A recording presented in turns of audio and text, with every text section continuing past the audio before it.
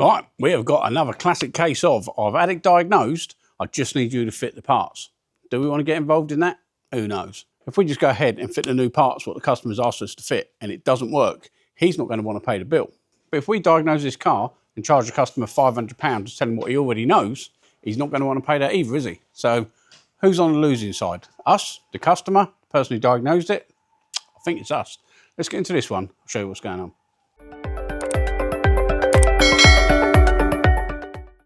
So we've got a 2020 Citroen Berlingo. It's done, how many miles we got?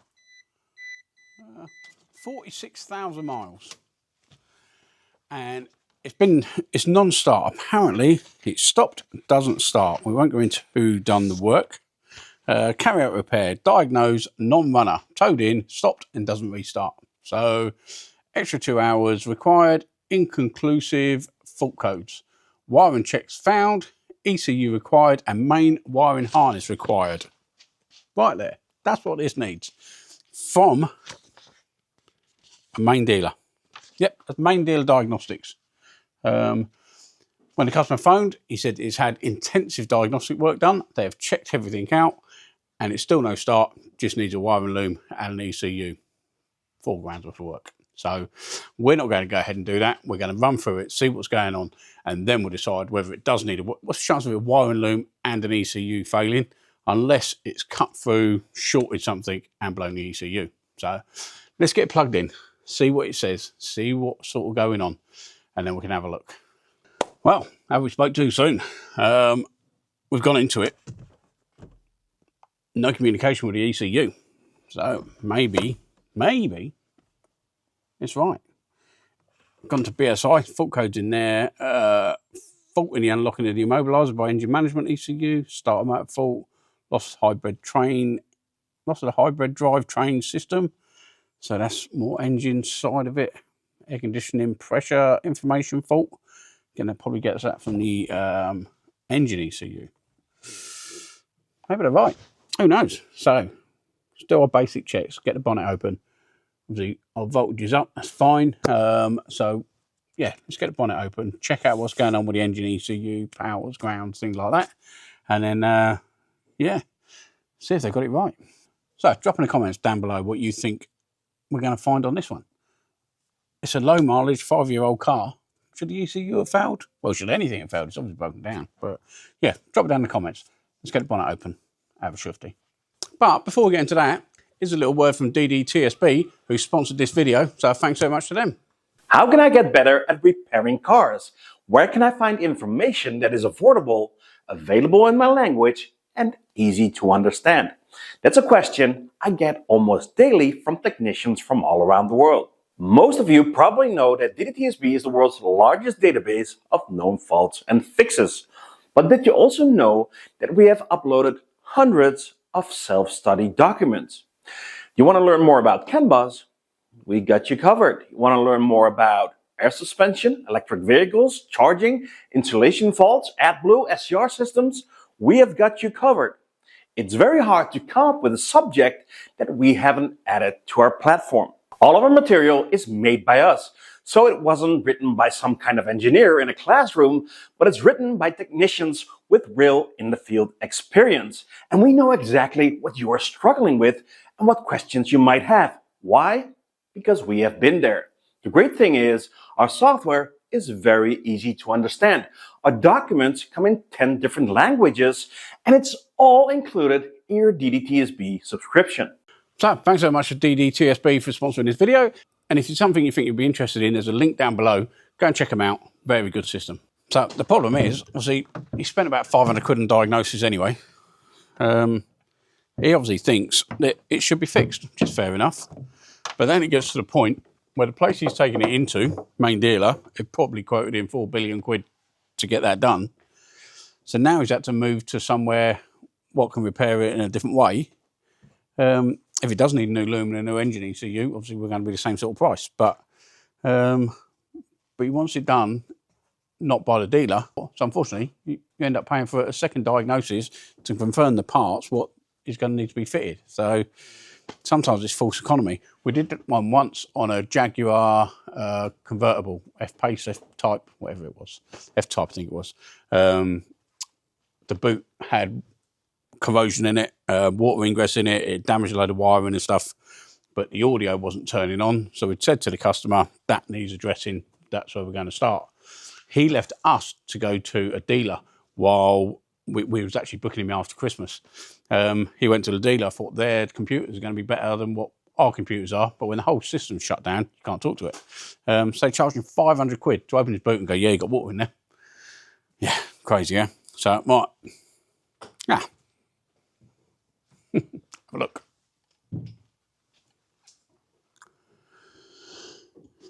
ECU's unplugged. Well, maybe I should have opened the bonnet first. Okay. Right. Yeah, that's unplugged. So everything else looks pretty much okay. So, right, let's just plug that back in then. Let's see what we got. I'm sure we're going to have plenty of fault codes, and the main thing is, are we going to get communication back? One thing we do have with these, I will show you quickly. We have people fitting clutches, and they move the ECU out of the way.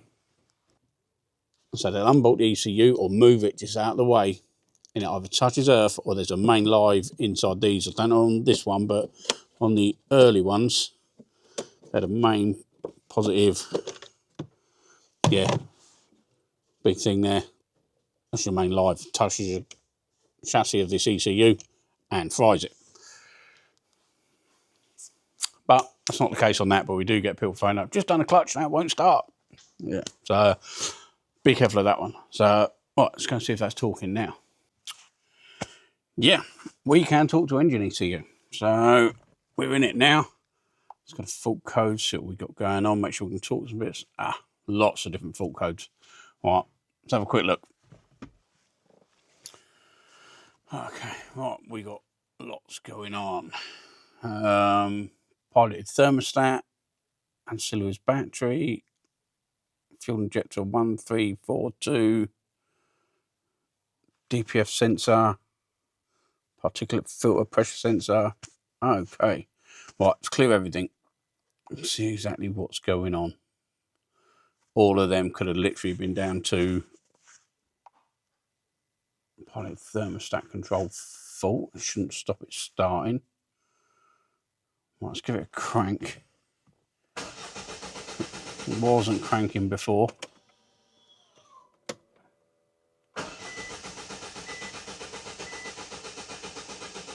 Yeah, definitely nothing. No, still got the same one. So we're going to do some basic checks. I'd have thought if the ECU was faulty, we'd have had lots of different fault codes and things like that.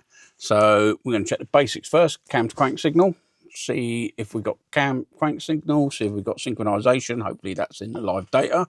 So let's go and have a look in there. Speed and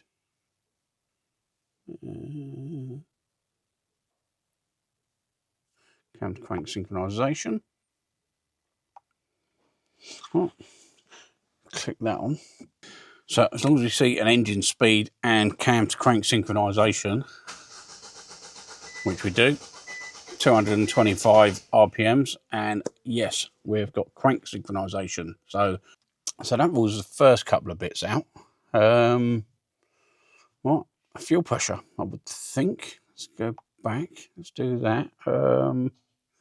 Fuel pressure measured. That's that. Okay. So it's saying it wants to see 364 bar before it will fire. It's at 1 bar at the moment. What was it? 4.6 bar. Fuel well measured in the high pressure common rail. So let's see what they go up to on cranking.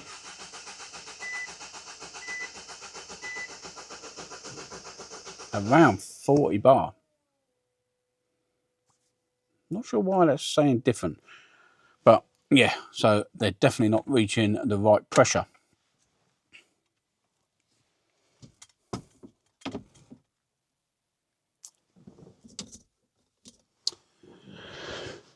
So, are they wrong? Have we got a fuel issue? There's no way they would have done this without that. Right, let's crank it over for an extended time. I'm sure these crank until they stop. So again, 40 odd. Nothing.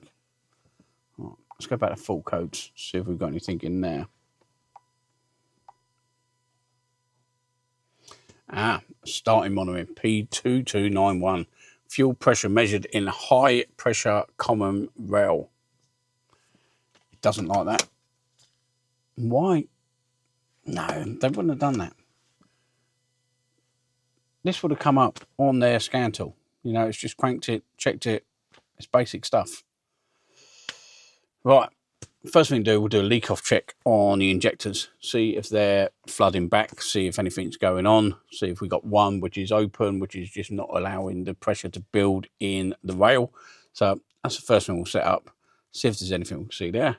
And then if not, yeah, it is looking more fuel related side of it. But the pressure sensors are working. There's no issues with the voltages or anything like that to it. So we don't need to go down that side of it, I don't think.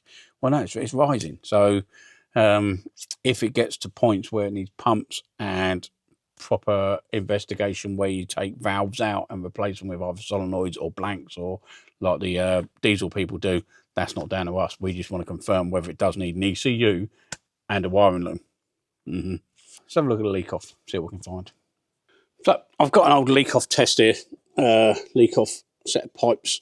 It's not the sort of thing we normally get involved with because we don't do engine running faults. We do non-starts, but normally once it gets to this point, if this had come in directly to us, we'd have probably sent it straight to the diesel place.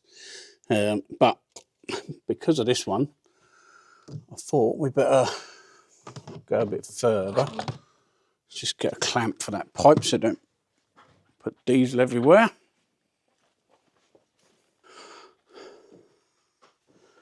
So the leak off pipe, which comes back from the filter or for the injectors, this pipe here, we're just going to blank off because sometimes they can build a bit of pressure and start filling up your workshop with diesel.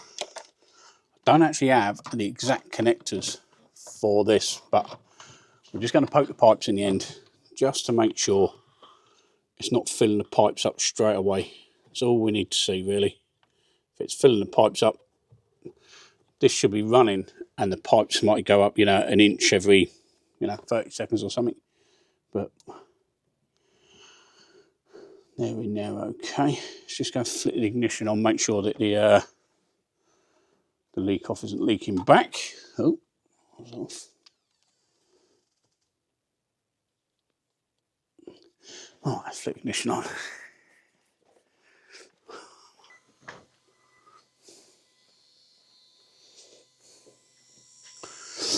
Whoa, whoa, wee, wow. Oh. Hold on. These two are going up. Uh-oh, let's turn it off. Whoa. Well, a bit of a shock. Right. Just with the ignition on, just with the low in-tank pump pumping, it's filled this pipe up to the top. So number 4, number 3 up to the top. How bad's that? So they're leaking off before we've even cranked it over without any high pressure in it. They've already leaked off far too much from what they should do anyway. It's got a diesel fault, 100%.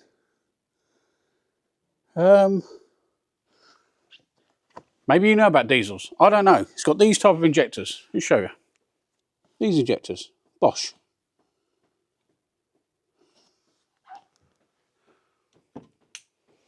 They shouldn't have any leak off, should they? No, not like that. If it can't build pressure and they're leaking off under low pressure pump, they're going to be stuffed, aren't they? This is going to have contaminated fuel or something in it. For them injectors to be open, if you had one, fair enough. But 3 of them, you'd normally think the pump would have broken down. But if the pump had sheared off, you know, and smashed itself to smithereens, it wouldn't have been building any pressure. Would have had low pressure, I grant you, but we was cranking it over and it was coming up. Okay, right, I'm going to make some phone calls. I'll come back to you.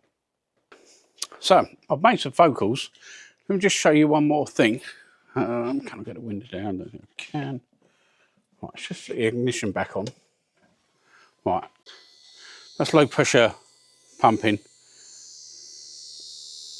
It's coming out of here at such a rate, you can see that, it's actually under pressure. I can't even stop it.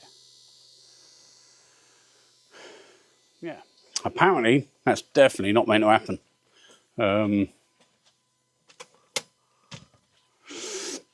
I phoned up our local diesel place, wait for that to shut up. See, they rebuild injectors in-house. They say, yeah, that's definitely not meant to happen. The only time you're ever going to get that sort of leak back is under, you know, a few hundred bars worth of pressure. It should dribble past. With, you know, 1 bar of low pressure, definitely shouldn't do that. So, right, I will speak to the customer. Unless you come back to me with something else and say, it's something else doing it. Even if they were firing, if the injector was stuck open, it would fill the engine up. It can't be a pulse from the, a pulse from the ECU pulsing the injector, because all that would do is open and allow it to go through. From the pressure side to the leak off, it's just a mechanical part with, you know, whatever's in there, gubbins. Right, there we go. Another one sort of diagnosed. Did it need an ECU? Did it need a wiring loom? It's got no fault codes in there for that. How was that missed? I don't know. Right, I'll let you know next week in another video what this customer said, what outcome we got, but I don't think he's going to be happy. So, thanks so much for watching. Like and subscribe. Do put a subscribe down if you do watch this channel often, and like the video, and possibly stick a comment down there. YouTube love it. We love it. Come back to you next time. Ta-da!